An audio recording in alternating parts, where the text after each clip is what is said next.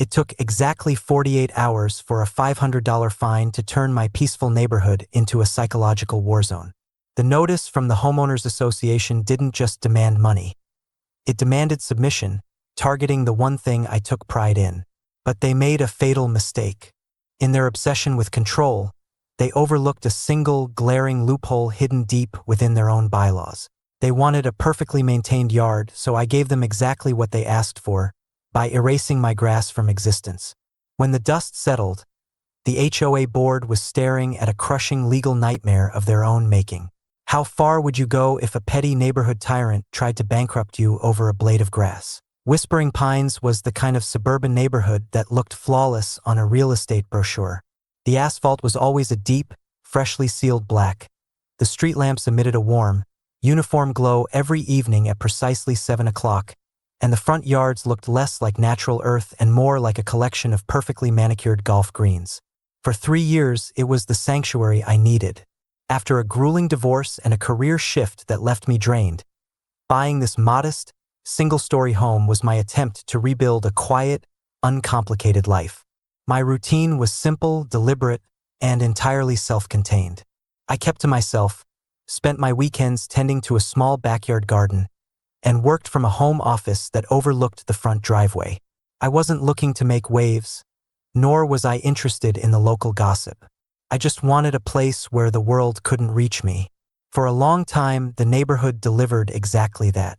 It was peaceful, predictable, and utterly silent. But in a community like Whispering Pines, silence is rarely a sign of peace.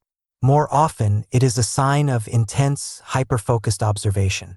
The undisputed ruler of this artificial paradise was a man named Richard. Richard was the president of the Whispering Pines Homeowners Association, a position he treated with the gravity of a Supreme Court justice and the tactical aggression of a military commander. He didn't just live in the neighborhood, he patrolled it. Every Tuesday and Thursday morning, like clockwork, Richard could be seen driving his pristine white golf cart down the sidewalks at a snail's pace, a plastic clipboard resting on his lap and a high-definition digital camera dangling from his neck. To Richard, the neighborhood wasn't a collection of homes where human beings lived, raised families, and dealt with the messy realities of life. To him, it was a living monument to his own personal standards of perfection. A single stray leaf, a garbage can left at the curb 2 hours past the collection deadline, or a political yard sign that exceeded the allowed dimensions by a fraction of an inch were treated as direct violations of community safety. He didn't see neighbors. He saw potential infractions waiting to be documented, penalized, and corrected. For the first few years, I managed to remain entirely invisible to Richard and his roving golf cart. I paid my hefty monthly HOA dues on time, parked my car securely inside the garage, and kept my front lawn looking reasonably presentable. I hired a local college kid to run a mower over the grass every 2 weeks, which seemed more than sufficient. My lawn wasn't a masterclass in botany, but it was green, it was neat, and it blended seamlessly into the background. I assumed that as long as I didn't draw attention to myself, the HOA would leave me to my quiet life. I was wrong. The shift began in the early spring, right after an unusually heavy week of rain followed by a sudden, intense heat wave. Across the entire neighborhood, the grass began to grow at an aggressive, almost uncontrollable rate. Because I was buried under a massive, time-sensitive project for my job, I didn't notice that the college kid I usually hired had missed a week due to his midterm exams. I was working 14-hour days, barely surviving on coffee and takeout, completely blind to the natural world unfolding just beyond my front door. To me, a lawn was just a patch of dirt with green strands sticking out of it. To Richard, it was a canvas of compliance.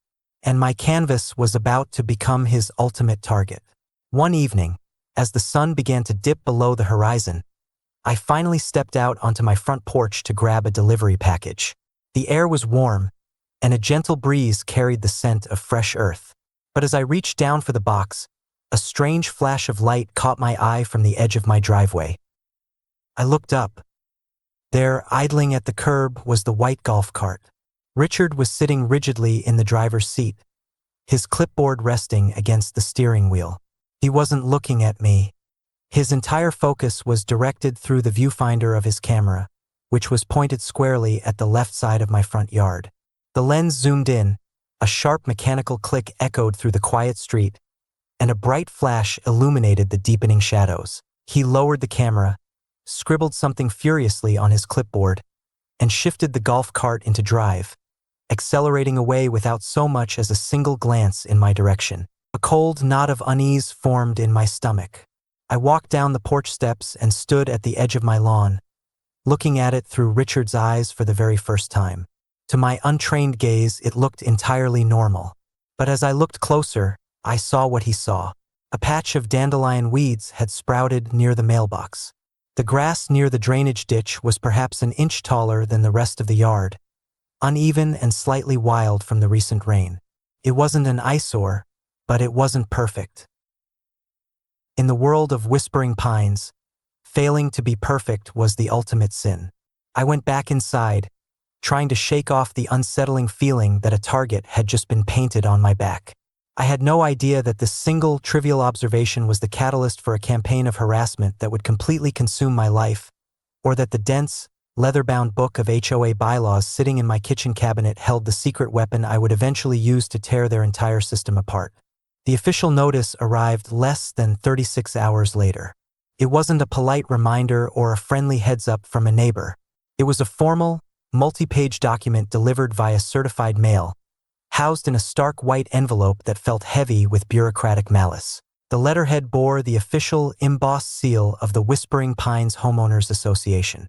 Stripping away the dense legalese, the message was painfully clear. My property was in direct violation of Section 4, Paragraph B of the Community Covenant. The document cited a failure to maintain a uniform, aesthetically compliant ground cover. Attached to the back of the notice were 3 high-resolution, glossy color photographs of my front yard. Richard had circled the tiny cluster of dandelions near my mailbox with a thick red marker, adding a precise timestamp to the edge of the image. The penalty was a staggering $500. I sat at my kitchen table, staring at the number in absolute disbelief. $500 for a handful of weeds and a patch of grass that had grown an inch too tall while I was working to meet a career deadline.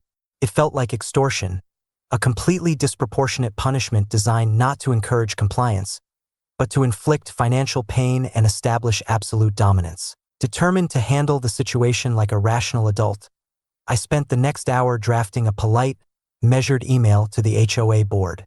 I explained the temporary absence of my lawn care provider, noted that the grass had already been cut that very afternoon, and requested a waiver for this first-time infraction. I hit send, confident that common sense would prevail. The response arrived the following morning. It was a single sentence from Richard's official email address. The board had reviewed the request, determined that the violation was clear, and stated that no exceptions would be made. The fine stood, and I had exactly 14 days to remit payment, or face a compounding $50 weekly late fee. The unfairness of it lit a fire in my chest. I refused to let them bully me. That weekend, I spent hundreds of dollars on premium weed killers, top-tier grass seed, and a brand new lawnmower. I spent my entire Saturday sweating under the blistering sun, pulling every stray weed by hand, leveling the soil, and cutting the grass to a uniform, pristine height of exactly 2.5 inches. I even used a hand edger along the driveway and sidewalks to ensure a razor-sharp, flawless line. When I was finished, the lawn looked like a green velvet carpet. I took photos from 3 different angles, emailed them to the board as proof of compliance, and reluctantly paid the $500 fine online just to put the nightmare behind me. I thought I had won. I thought that by giving them exactly what they wanted, they would leave me alone. I was completely wrong. Exactly 1 week later, I found another white envelope slipped into my mailbox. There was no postage stamp on this one, meaning it had been hand-delivered. I ripped it open right there at the curb. It was another violation notice. This time, the fine was $250. The offense? Improper aesthetic texture and color variance of tough grass. Richard had walked onto my property while I was at work, taken close-up photos of my lawn, and discovered that the patches where I had planted new seed were a slightly lighter shade of green than the established older grass. According to the HOA guidelines, a lawn had to display a completely uniform color profile across the entire lot. The realization hit me like a physical blow. Richard wasn't trying to enforce the rules. He was targeting me. By daring to question the initial fine, I had challenged his authority, and now he was going to make my life a living hell until I broke. Over the next 3 weeks, the violations became an avalanche of bureaucratic insanity. I received a $75 fine because my lawnmower had left faint wheel tracks in the grass, which Richard classified as unauthorized turf compaction. A few days later, a $100 fine arrived because a sudden thunderstorm had blown a few twigs from my oak tree onto the grass, violating the rule against accumulated organic debris. Every single morning, I woke up with a deep, paralyzing sense of dread. The first thing I did each day was look out my front window to see if the white golf cart was idling outside. I stopped sleeping through the night. Every creak of the house, every distant car engine, made my heart race. I felt like a prisoner in a home I owned, trapped under the constant, suffocating surveillance of a petty tyrant who had nothing better to do than destroy my peace of mind. I tried to attend the monthly HOA meeting to voice my grievances publicly. I stood up during the open forum, my hands shaking as I held the stack of absurd violation notices. But the moment I began to speak, Richard coldly banged a wooden gavel, informing me that my time was limited to 90 seconds, and that specific property disputes could not be debated in a public forum. The rest of the board members sat in absolute silence, refusing to even look me in the eye. They were terrified of him or completely complicit. I was entirely on my own. By the end of the month, the total fines had mounted to over $1,500. I couldn't afford to keep paying this financial ransom, but I also couldn't afford the legal fees to hire a high-powered real estate attorney to fight a massive HOA machine. The stress was eating me alive. I was losing weight, my work performance was slipping, and the sanctuary I had worked so hard to build had transformed into a psychological war zone. One evening, I sat on my front porch, staring at the pristine, flawless green grass that had caused me so much agony. It represented nothing but misery, financial ruin, and Richard's unchecked power. As I sat there in the dark, a radical, terrifying thought began to take root in my mind. If the lawn was the weapon they were using to destroy me, what would happen if I simply took that weapon away? That night, I didn't sleep. Instead, I dragged the massive, 3-ring binder containing the Whispering Pines Homeowners Association Declaration of Covenants, Conditions, and Restrictions out of the back of my closet. It was a document hundreds of pages long, filled with incredibly dense, agonizingly boring rules designed to restrict every imaginable aspect of homeowner freedom. I made a giant pot of coffee, sat down at my desk, and began to read every single line, word by word, with a yellow highlighter in hand. Hours bled into one another as I scoured the sections on landscaping, architecture, and property maintenance. I read through the rules regarding fences, paint colors, holiday decorations, and exterior lighting. Finally, at around 3 o'clock in the morning, my eyes landed on Section 4, Paragraph B, the exact clause Richard had used to fine me the very first time. I read the paragraph once. Then I read it again, slower this time. A strange, electric tingling sensation started at the base of my neck and spread through my entire body. The rule stated, with absolute precision, all front yards and visible lot areas must be kept clean, free of weeds, and maintained in a neat and orderly aesthetic condition at all times. Any lawn areas must be mowed regularly to a height not exceeding 3 inches. I leaned forward, my heart hammering against my ribs. I picked up my highlighter and ran it across the specific phrasing. The rule explicitly dictated how a lawn must be maintained if it existed. It demanded that the yard be clean, neat, orderly, and free of weeds. But nowhere in the entire 300-page document did it state that a front yard was legally required to consist of grass. The bylaws defined the maintenance standards for a lawn, but they completely omitted a mandatory requirement for the presence of a lawn itself. The loophole was gaping, beautiful, and absolute. Richard's obsession with controlling the microscopic details of grass had blinded him to the broader legal definitions of the property. According to the strict letter of their own law, if there was no grass, the specific rules regarding color variance, turf compaction, and mowing heights became completely irrelevant. The only requirements left were that the yard remain neat, orderly, and free of weeds. A slow, deliberate smile crept across my face for the first time in weeks. I didn't just have a defense. I had a plan for total scorched earth retaliation. I was going to give Richard the most perfectly uniform, low-maintenance, and pristine yard the neighborhood had ever seen, but it was going to be an absolute psychological nightmare for his artificial paradise. I closed the binder, grabbed my laptop, and began making a series of urgent phone calls to local commercial suppliers, heavy machinery rentals, and bulk landscaping companies. If the HOA wanted to play a game of absolute compliance, I was going to play it to the absolute extreme. But carrying out a transformation this radical required perfect timing, massive coordination, and a complete element of surprise. If Richard caught wind of what I was doing before it was finished, he would find a way to issue an emergency injunction to stop me. I needed to execute the entire plan in a single, unstoppable wave while he was completely powerless to intervene. The tactical execution of my plan required the precision of a military operation. I knew Richard's schedule inside and out. Every year on the second weekend of May, he attended a mandatory regional HOA leadership conference 2 states away. He would be completely out of pocket, trapped in a windowless hotel ballroom, entirely disconnected from the daily surveillance of Whispering Pines. He left on a Thursday afternoon. At precisely 6 o'clock on Friday morning, the silence of the neighborhood was shattered by the roaring, diesel-chugging engines of 2 massive flatbed trucks, a commercial skid-steer loader, and an industrial sod cutter idling at the edge of my driveway. I had hired a rogue, highly efficient independent landscaping crew who specialized in fast turnaround commercial projects. They didn't care about neighborhood politics. They only cared about the premium cash rate I had agreed to pay for a grueling, around-the-clock weekend assignment. By 7 a.m., the systematic destruction of my lawn was underway.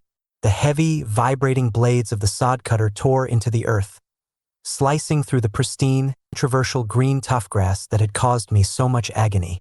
The crew worked with terrifying efficiency, rolling up the grass like strips of old carpet and tossing them into the back of a massive dump truck. By noon, the vibrant green that Richard so desperately cherished was entirely gone, replaced by a raw, barren expanse of dark brown dirt. Neighbors began slowing down as they drove past, their eyes wide with sheer disbelief. Some rolled down their windows to stare, while others stopped on the sidewalk, whispering furiously into their phones. I stood on my front porch, crossed my arms, and watched the dirt fly. By Saturday morning, the second phase began. A massive dump truck backed down my street, its warning beepers echoing off the walls of the surrounding houses. The bed tilted upward, and with a thunderous, grinding roar, tons of premium, industrial-grade crushed desert gravel poured onto my front yard. This wasn't just ordinary gravel. It was a highly specific, stark white and gray split stone, chosen specifically for its sharp, uniform aesthetic. The Bobcat loader buzzed across the property for 12 straight hours, spreading the stone evenly, leveling the terrain, and packing it down until it was a perfectly flat, geometric plane of solid rock. Next came the defining touch: 3 massive, multi-ton jagged volcanic boulders, placed with mathematical precision in the center and corners of the lot to act as artistic focal points. By Sunday evening, the transformation was complete. My front yard was no longer a lawn. It was a stark, brutalist, completely immaculate gravel desert. There was not a single blade of grass, not a living root, and absolutely no possibility for a weed to ever break through the thick layer of industrial-grade weed barrier fabric underneath. It was flawless, it was uniform, and it was completely dead. Richard returned on Sunday evening, a full 12 hours earlier than expected. I was sitting in my dark living room, looking through the blinds, waiting for the inevitable. The familiar whir of his electric golf cart echoed down the street.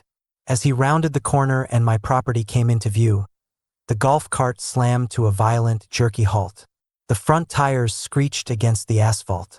Richard sat in the driver's seat, frozen. His jaw was literally hanging open, his face rapidly draining of color as he stared at the monolithic expanse of white stone and volcanic rock where a suburban lawn was supposed to be. For a full 2 minutes, he didn't move. He looked like a man staring at a UFO crash site in his own backyard.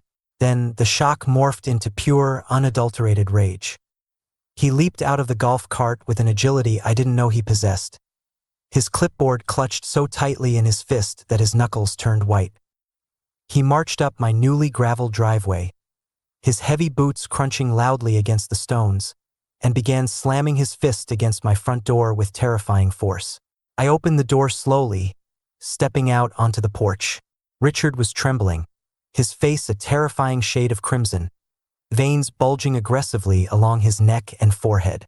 He was pointing a shaking, accusatory finger at the expanse of gravel, his mouth opening and closing as he struggled to find words for the absolute sacrilege committed against his pristine neighborhood. He reached for his digital camera, lifting it with white-knuckled hands, snapping photos wildly as if trying to document a crime scene. He yanked a fresh violation notice from his clipboard, scribbling furiously, his pen nearly tearing through the paper. He threw the document at my feet, shouting entirely with his body language, his chest heaving as he demanded immediate compliance, immediate restoration, and a fine that would surely bankrupt me. He was completely out of control, a dictator watching his empire crumble over a patch of rocks. I didn't flinch. I didn't yell. I didn't get angry. Instead, I calmly reached down, picked up the violation notice, and looked him dead in the eye. With a slow, deliberate movement, I reached into my back pocket and pulled out a neatly bound, laminated packet of papers. It was a copy of Section 4, Paragraph B of the Whispering Pines HOA bylaws, accompanied by a formal, certified letter from a top-tier real estate attorney I had hired to review the loophole. I handed the packet to him. Richard snapped the papers from my hand, his eyes scanning the text with furious intensity.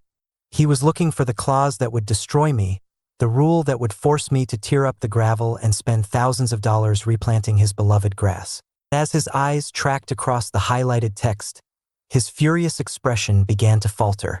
The crimson flush on his face faded into a sickly, pale green. He read the specific line over and over again. Any lawn areas must be mowed regularly to a height not exceeding 3 inches.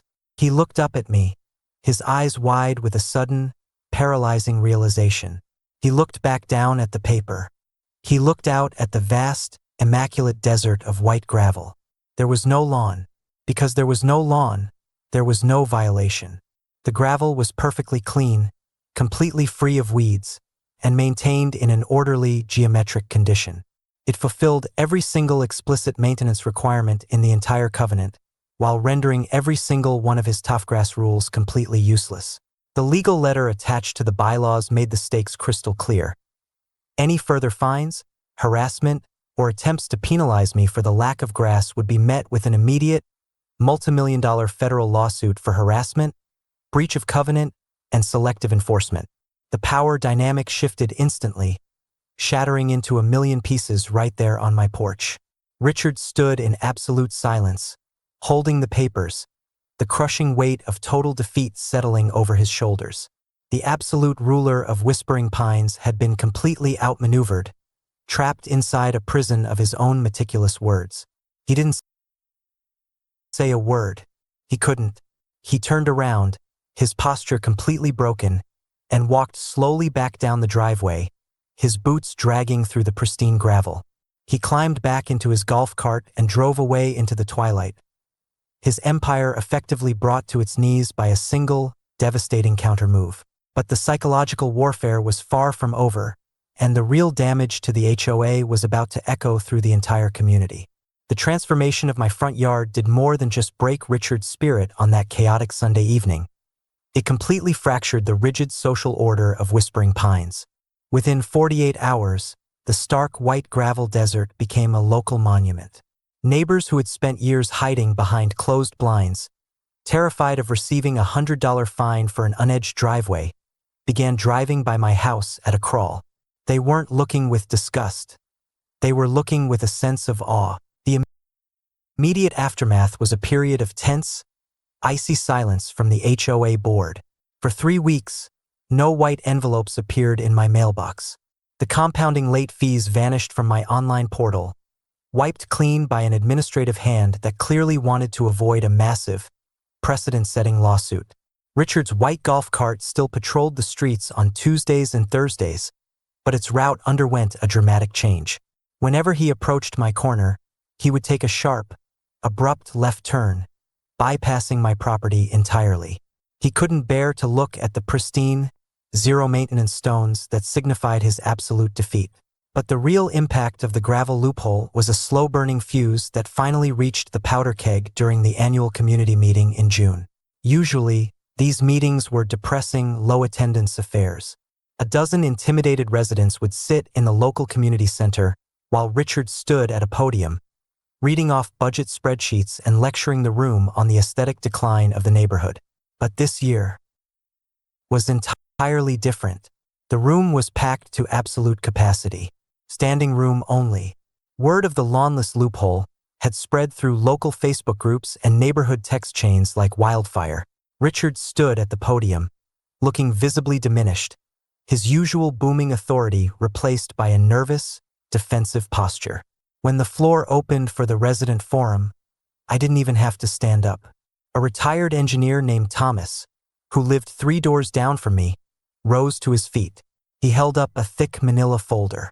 Without an ounce of hesitation, Thomas announced to the room that he had hired the exact same independent landscaping crew I had used. He informed the board that his front yard was scheduled to be completely excavated and replaced with a modern, low-water geometric slate design by the end of the month. He cited Section 4, Paragraph B of the bylaws with absolute precision. A collective gasp rippled through the room, followed immediately by an explosion of murmurs and excited chatter. Richard slammed his wooden gavel down, his face flushing a familiar, angry crimson as he tried to rule Thomas out of order.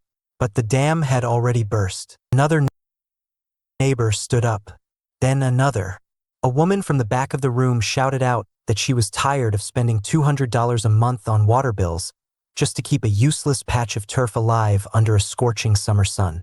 A young couple demanded to know why they were being fined for childhood toys left on the porch while the board was completely powerless to stop the systematic removal of the community's grass. The meeting devolved into an absolute mutiny. The absolute control Richard had spent nearly a decade cultivating evaporated in less than an hour. The realization that the HOA's power was entirely artificial, that it relied entirely on the fear and ignorance of the homeowners, had finally hit the community. The dense book of rules they had used as a weapon was now being turned against them, line by line, loophole by loophole. The long-term consequences for the Whispering Pines Homeowners Association were and devastating. Realizing that a massive wave of gravel transformations would completely alter the traditional suburban look of the neighborhood, the board desperately tried to call an emergency vote to amend the bylaws and close the loophole. They drafted an emergency clause stating that all front yards must consist of at least 70% live toughgrass. But they ran into a massive, insurmountable legal wall. According to the original community charter, any emergency amendment to the covenants required a supermajority vote of 75% of all registered homeowners. The homeowners completely boycotted the vote. When the ballots were counted, less than 10% of the neighborhood had voted in favor of the amendment. The community had sent a loud, undeniable message. They were done being controlled. Defeated, exhausted, and facing intense, humiliating public resistance every time he stepped outside his front door, Richard resigned from his position as HOA president 2 months later. He sold his pristine white golf cart to a retirement community 3 towns over, and within a year, his house went up for sale. The man who had spent a decade treating a suburban neighborhood like his personal military fiefdom couldn't bear to live in a place where he was just an ordinary citizen. The new HOA board, elected the following autumn, was made up of residents who had actually suffered under the old regime. Their very first official act was to pass a sweeping common-sense resolution. They slashed the fine structure by 80%, abolished the predatory weekly late fees, and explicitly protected low-maintenance, water-conscious landscaping options. Today, my front yard remains exactly as I built it. A stark, beautiful, completely motionless desert of white stone and volcanic rock. It has become a symbol of a hard-fought revolution. It requires absolutely no watering, no chemicals, and no exhausting weekend maintenance. While my neighbors sweat under the blistering summer heat pushing heavy mowers, I sit on my front porch with a cold drink, listening to the gentle rustle of the wind through my oak trees, looking out at a yard that will remain flawlessly uniform for the rest of my life. I got my quiet life back, but it wasn't handed to me. I had to fight for it using the exact same bureaucratic tools that were designed to destroy me. When you buy a home in a community governed by an HOA, you are told that you are buying into a standard of living. You are told that the rules are there to protect your property value, to maintain order, and to ensure a peaceful, harmonious environment for everyone. But all too often, these organizations attract a very specific, dangerous type of human being. They attract people who don't want community. They want control. They attract petty tyrants who use the fine structure as a psychological weapon to compensate for a lack of meaning or authority in their own personal lives. They count on your exhaustion. They count on your fear of legal fees, your desire to avoid conflict, and your willingness to just pay the fine and move on with your day. But bullies have a fatal flaw. Their obsession with the rules makes them incredibly rigid. They spend so much time looking at the microscopic details through a camera lens that they completely lose sight of the bigger picture. They forget that laws are written in words, and words are subject to interpretation. Malicious compliance is the ultimate equalizer against unchecked, petty authority. It doesn't require yelling, it doesn't require violence, and it doesn't require breaking the law. It simply requires a calm, meticulous mind that is willing to study the oppressor's playbook closer than they do. When you find that single, glaring contradiction, that beautiful, hidden loophole, you don't just protect yourself. You shatter the illusion of their invincibility. If you ever find yourself trapped in a corner by a neighborhood tyrant who thinks they own the dirt under your feet, don't break the rules. Read them. Study them until you find the trapdoor. They forgot to lock. Because sometimes the best way to defeat a system designed to control you is to give them precisely what they asked for, and watch the whole thing crumble under its own weight. Have you ever had to deal with a power-tripping HOA board or a neighbor who treated the street like their personal kingdom? How did you handle it, and how far would you go to protect your peace of mind? Let me know in the comments below. I read every single one of them.